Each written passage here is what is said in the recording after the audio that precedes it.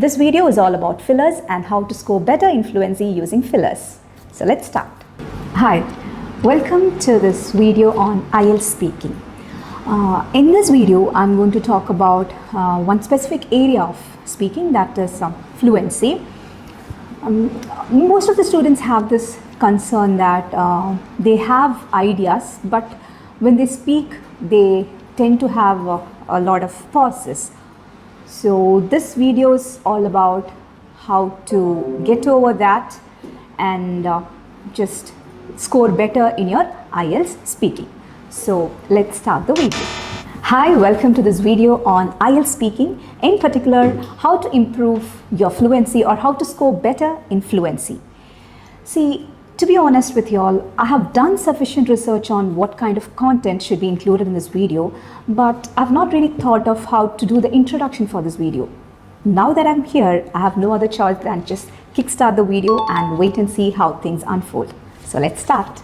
Now that you've seen two versions, A and B, if you look at the summary, both are more or less the same, but the way in which it has been delivered, it's not the same. When one had a lot of pauses or hesitations, the other managed to cover them up by using appropriate phrases, which we call as fillers. So what you need to understand here is that in speaking, you need to make the examiner feel that you are confident in the language, you are fluent. So avoid situations wherein you feel that you are struggling with ideas by overcoming the unnecessary pauses that come in between. Now here I'm going to show you a few ways in which you can do that. One is by using short phrases like well, so, okay, actually, to be honest. These are some of the natural ways in which you can fill in that gap. Okay, I'll show an example. Suppose the question is, what is your favorite color? Now, you might not be having a favorite color as such, but you shouldn't show that, or that struggle should not be evident in your speaking. For instance, if the candidate replies like, blue, I guess, sometimes I like other colors as well, I think I like all colors. Now, what do you think this? Are they proper English words? Definitely not. So it's not going to boost your score, rather than it's going to impact the score which you're going to get on your fluency.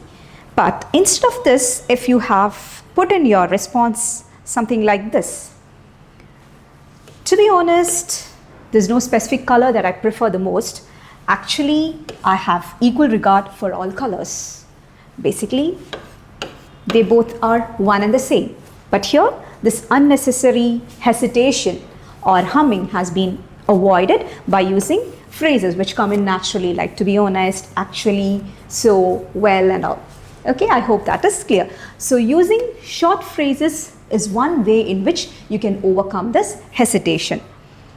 Now, next, another way in which you can tactfully deal this situation is by asking the examiner to repeat the question. Sometimes students think that it's not a right thing to do, to ask the examiner to repeat the question, but there's nothing wrong if you do that. But while doing so, you just have to ensure that you do it in a very respectful and polite manner. For example, if you get a question like, how do you think robots will impact the workforce in the future, which you have no clue. So in such case, to buy time, you can ask the examiner to repeat the question in a polite way by saying, sorry, could you please repeat the question, or pardon me, but could you repeat the question? So you're just being polite here and asking the examiner to repeat the question so that you get time to think for an idea.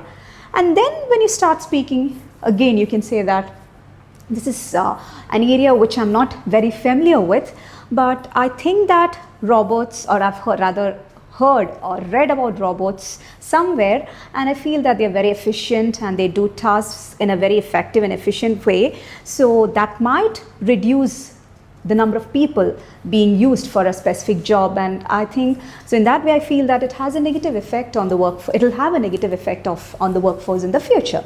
So you can just buy time or just manage time by asking the examiner to repeat the question. That is another way. I hope that is clear. Now moving on to the next idea. Another strategy that can be used is that repeating the keyword from the question. In the previous method or strategy or hack, I would say, how did we do? We asked the examiner to repeat the question. But here, the examiner asks the question and we are repeating it. Even though not the entire question, we just repeat the keywords from the question. It's not necessary that we repeat the keywords as such. If you're able to paraphrase and repeat it, it's well and good. I'll show you. Suppose the question is, how do you think online classes have transformed education? Now that's a question. And again, this is something you're not, which maybe this is a situation wherein you have a lot of ideas, but the ideas are all scattered, it's not connected, and you need some time to bring them all together. So how can you do that? So you start off by saying, well, you use a short phrase here and say that, well, technology and education. So you have just, instead of online class, you have paraphrased into technology, and you started off by saying that, well, technology and education. Okay, let me begin with a comparison.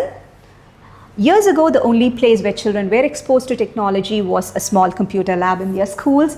However, today it's hard to find a house without a computer, laptop, or a smartphone. So you had all these ideas. So just to get you set, you have taken out time to say this so that you get time to think. You say that, well, technology and education. Okay, let me start. So these are just natural ways in which you can avoid hesitation, that you can avoid those humming sounds like and make the examiner feel that you are not confident, or rather you're not fluent. Okay, now moving on to the next method, starting the replies with phrases that can be long phrases. We have seen short phrases like, well, actually, okay, and so on. But here, another way in which we can start the responses by giving long phrases, by saying long phrases, which can actually help us in buying time. I'll show you a few examples. You can say, when the examiner asks the question, you can start your response by saying that, well, that's a difficult question, or, well, that's an interesting question. Or else you can start by saying that, I've never really thought about that before. Or else you can say that, let me think about that. These are all natural ways in which you are making yourself, or you are making the examiner feel that you're confident. You're just naturally taking out time to get the idea rather than you're struggling with your language proficiency. I'll just show an example. What would you contribute to society if you had the chance? You would have never thought about such a question, to be honest, right? So in such cases, you can use these long phrases to start off with. So how can you say that? Well, I've not really considered that before. So during this time, at the back of your mind, you're processing on what to say. And then say that, but if I had to choose, I would make an effort towards women empowerment. So these are some of the ways in which you can naturally avoid hesitations or pauses. Instead of that, you can use appropriate phrases, which we call as fillers, to sound better and to impress the examiner so that you can score better in your fluency. Let me conclude by saying that your IELTS speaking test is not a test wherein the examiner would be assessing your knowledge on a specific subject, or your personality, your likes and dislikes, or your perspectives, opinions. No, none of these are being assessed. What the examiner is interested in is evaluating your language proficiency. And you need to understand that 25% of your total score comes from fluency. So using the simple hacks that you have seen in this video, you can improve your score in fluency, thereby boosting your total speaking score.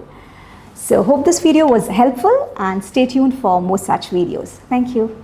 MedCity International Academy. Trusted hands forever.